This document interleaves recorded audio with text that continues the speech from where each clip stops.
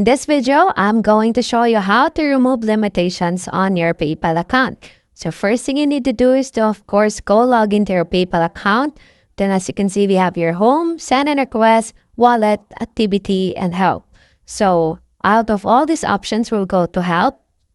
After going to help, you could see here there are many options here on the left. We have home, payments and transfer, disputes and limitations, my account, my wallet, security, and blah, blah, blah.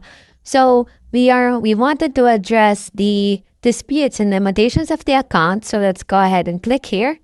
After clicking disputes and limitations, you could find here the disputes and claims.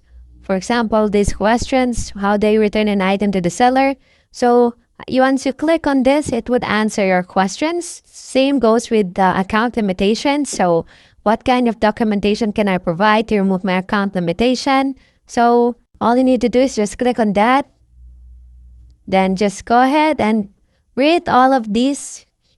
After reading all of that, just follow the steps that the information or the step-by-step guide provided by PayPal.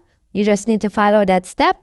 Then if there are still account limitations that you wanted to address, just go ahead and search here and just go ahead and read the instructions and just follow it. And that's it. That's how to remove limitations on your PayPal account.